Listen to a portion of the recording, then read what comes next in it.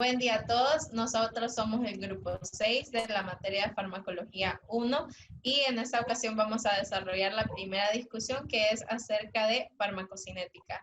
Los integrantes de este grupo somos su servidora Karen Asbun, Ana García, Oscar Chacón, Milena Gómez, Yesenia González, Ulisa García.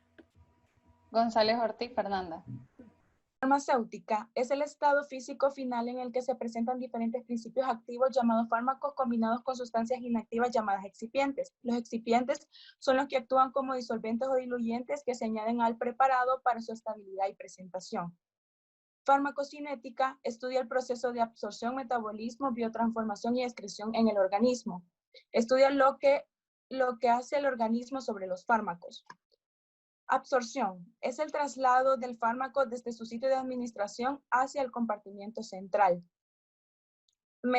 Distribución, proceso mediante el cual un medicamento se distribuye de un lugar a otro. Es decir, que entonces puede salir el fármaco de manera reversible al torrente sanguíneo y distribuirse en el líquido intersticial e intracelular. Metabolismo es la conversión química o transformación del fármaco o sustancias endógenas en compuestos más fáciles de eliminar. El fármaco puede ser biotransformado por el metabolismo en el hígado u otros tejidos. Excreción es el proceso por el cual los fármacos son eliminados del organismo, bien inalterados como moléculas de fracción libre o bien modificados como metabolitos a través de distintas vías. Farmacodinamia. Estudia las acciones y los efectos de los fármacos sobre distintos aparatos, órganos y sistemas y su mecanismo de acción bioquímico o molecular. Concentración plasmática es la cantidad de fármaco presente en el torrente sanguíneo después de haber sido administrado. Y vida media es el tiempo en el que el fármaco es eliminado del cuerpo en un 50%, que esto ayuda a calcular su dosificación. Bueno, como punto número 2, vamos a explicar ese esquema.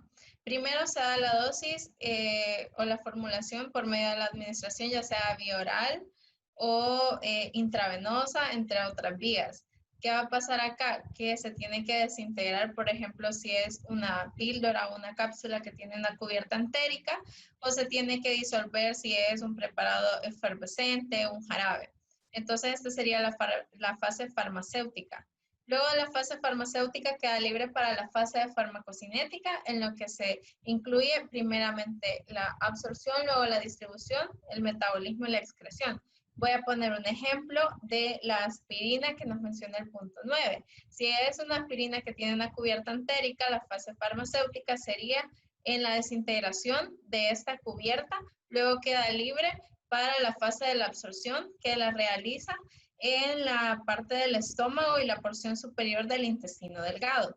Luego la distribución que nos menciona el libro, que logra una concentración plasmática en aproximadamente 1 o 2 horas.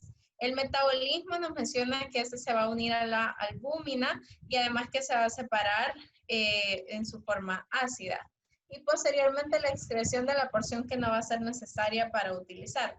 Luego el medicamento que nos queda disponible pasa a la fase farmacodinamia. Y en esta se da la interacción de la droga con el receptor, sería el efecto que nos causa. Por ejemplo, en el caso de la aspirina, este va a bloquear de forma irreversible la ciclooxigenasa 2, teniendo un efecto de antiagregante plaquetario. Como punto 3, vamos a hablar acerca de los preparados farmacológicos. Tenemos diferentes fármacos en los cuales podemos adquirir, ya sea en pastillas, tabletas, cápsulas, entre otros, y las diferentes vías que podemos administrarlas, que son conocidas como oral, rectal, sublingual, subcutánea, intramuscular. Para empezar, vamos a definir qué es una disolución y qué es una degradación. Decimos que una disolución es el evento por el cual, por ejemplo, una vacuna se disuelve en un disolvente y este se dispersa en ese medio. Y decimos que una degradación se trata de la fragmentación de la forma farmacéutica en partes más pequeñas o hasta gránulos hasta el hacer contacto con el medio del disolvente. Tenemos también la presentación sólidas, líquidas y gaseosas que podemos observar en este cuadro que da sus ejemplos como cápsulas, en el caso de sólidas, líquidas, soluciones inyectables, gaseosas, en aerosoles y anestésicos generales. Ok, entonces hablamos de la vía oral. En la vía oral, su característica importante es que este cumple el efecto del primer orden, es decir, que esta al ser ingerida por la vía oral, todo medicamento pasa directamente también al hígado. Tenemos también la vía tópica. En el caso de la vía tópica decimos que la piel es difícilmente de penetrar fácilmente, pero tenemos ejemplos como las heridas profundas también, y laceraciones en la piel permite que el fármaco pueda penetrar fácilmente y llegar a la circulación.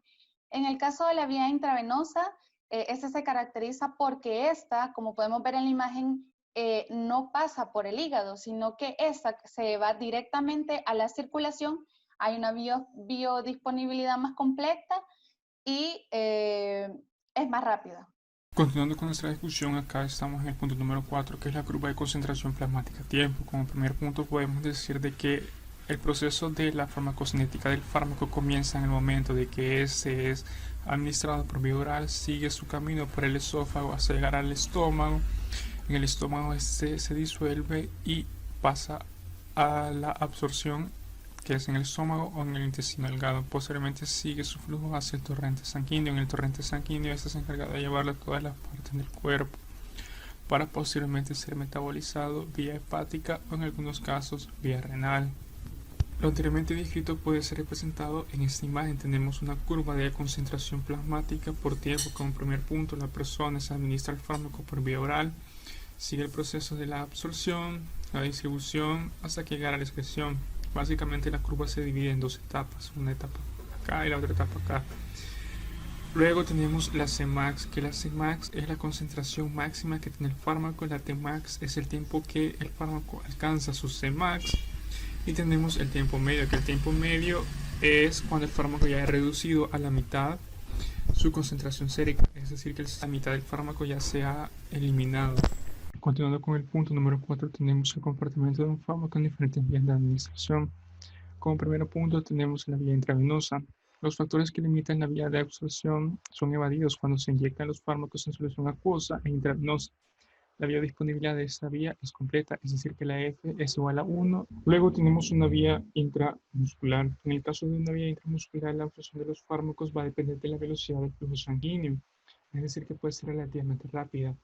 Y también la absorción puede ser modulada, es decir, que si, por ejemplo, nosotros hacemos un masaje en el área, hacemos un calentamiento, un ejercicio, la vía de administración puede ser un poco más rápida debido a que se incrementa el flujo sanguíneo en el caso de la vía intramuscular de color verde. Como tercer punto tenemos una inyección subcutánea, la tercera vía de administración. En el caso de la vía de administración de este tipo, puede realizarse fármacos que no irritan el tejido, de lo contrario puede haber dolor intenso, necrosis, escara y tejido. Los ideales para aplicar son los anticonceptivos. Como punto final tenemos la vía oral. La vía oral es el método más común, seguro, conveniente y económico. Tiene algunas desventajas, como por ejemplo que son el limitado uso de algunos fármacos debido a las características fisicoquímicas, es decir, que tienen baja solubilidad en agua o baja permeabilidad. O emesis, que es el vómito como resultado de la irritación de la mucosa gastrointestinal, destrucción de algunos fármacos por enzimas digestivas, la biodisponibilidad potencialmente errática o incompleta por lo anteriormente mencionado. Factores que influyen en la absorción de un fármaco. La absorción de un fármaco es el paso del fármaco desde su sitio de entrada hasta su compartimento central. Existen ciertos factores que pueden alterar este proceso, como son la vía de administración. Un fármaco administrado por vía oral puede limitar su absorción, ya sea por las características fisicoquímicas, por la destrucción del fármaco, ya sea por el pH bajo o por las enzimas gástricas, además también por su paso a través del tracto gastrointestinal, donde al llegar al hígado, se puede ver metabolizado y excretado por la bilis y no llegar a la circulación sistémica. Caso contrario en la vía intravenosa, donde los factores de limitación se verán evadidos. También tenemos la forma farmacéutica, donde en la forma sólida un fármaco se verá limitada su absorción en la velocidad de disolución del fármaco. La alcalinidad y acidez del estómago. Un fármaco ácido débil va a tener una mayor absorción en una zona con un pH bajo como es el estómago. Caso contrario con los fármacos de base débil, donde su absorción será mayor en zonas con un pH alto, como sería el intestino. La motilidad gastrointestinal. El área de absorción en el estómago es menor que en el intestino superior, por ende la velocidad de absorción será mayor en el intestino que en el estómago. Cualquier factor que acelere el vaciamiento intestinal va a aumentar la absorción. También tenemos factores fisiológicos como serían la ingesta de alimentos, la edad, y factores patológicos como son vómitos, diarreas, enfermedades digestivas que pueden disminuir los niveles de absorción. En el punto 6 tenemos que representar y analizar el comportamiento de diferentes medicamentos ante diferentes situaciones. Tenemos en la figura 1 un mismo fármaco administrado por diferente dosis. Tenemos en la primera curva que es equivalente a una dosis pequeña donde no llega a un rango terapéutico para cumplir su acción y su biodisponibilidad no produce un efecto farmacológico y su eliminación será rápida. En otras palabras, será un fármaco subterapéutico, o sea que no generará acción. Luego tenemos la segunda curva, que es una dosis mayor, que sí llega al rango terapéutico, a la ventana terapéutica, y su biodisponibilidad sí producirá un efecto farmacológico deseado y no causará efectos adversos. Y la última curva tenemos que es una dosis elevada y sobrepasa la ventana terapéutica y los niveles tóxicos, que nos llevan a producir efectos adversos si el fármaco es tóxico en grandes cantidades. En conclusión, el aumentar la dosis solo prolonga la duración efectiva del fármaco y pone en riesgo al aumentar los efectos adversos. En su lugar se debería administrar una dosis como la segunda curva. Luego tenemos la figura 2, que es un mismo medicamento, misma dosis, pero diferente casa comercial. Tenemos que la diferencia entre la curva A y B puede deberse a una diferencia farmacocinética, porque pueden haber cambios en la elaboración entre una casa comercial y otra. Entonces pueden no ser bioequivalentes por diferencias en los excipientes o procesos de fabricación que pueden alterar la velocidad de absorción del principio activo, como lo vemos en la curva A. Se da una alta absorción en poco tiempo y en la curva B la absorción se da en un rango mayor. Factores que afectan la distribución de los fármacos. Una vez el fármaco es absorbido y llega a la sangre, se distribuye por todo el cuerpo mediante la circulación. La distribución del fármaco depende de la unión de las proteínas plasmáticas y el paso a los tejidos.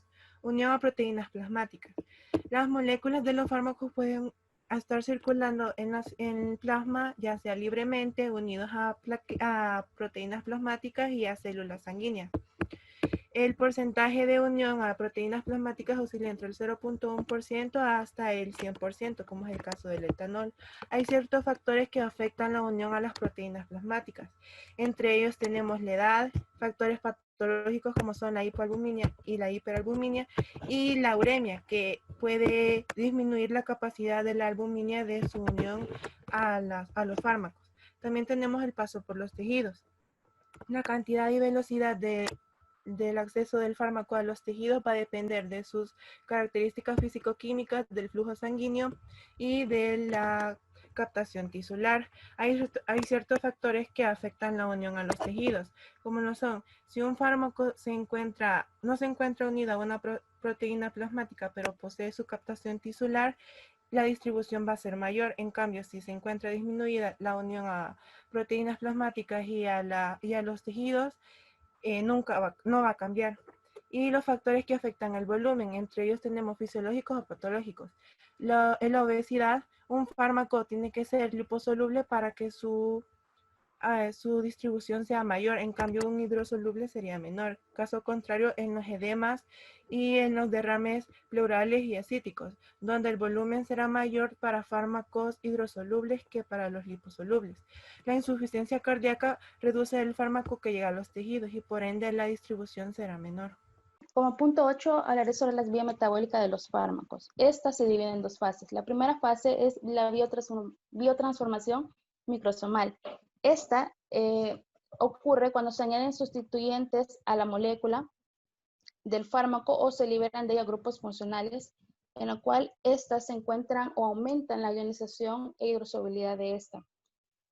Cabe mencionar ciertos puntos importantes de esta fase, como lo que es el sistema enzimático, que es el más utilizado en lo del metabolismo de los fármacos. Este está constituido por enzimas oxidativas que se encuentran en el retículo endoplasmático lisohepático. También la oxidasa terminal es una hemoproteína especial llamada citocromo P450 que puede dividirse según su función, ya sea mixta o puede ser una monooxigenasa. Cabe mencionar también las reacciones importantes que ocurren en esta fase, como lo son de reacciones de oxidación, reacciones de reducción o reacciones de hidrólisis. En este sistema participan una diversidad de sustancias que pueden ser metabolizadas, como lo es las sustancias endógenas, tales como los esteroides, ácidos grasos y cetonas, sustancias naturales como lo son los alcaloides y productos químicos como lo son los fármacos.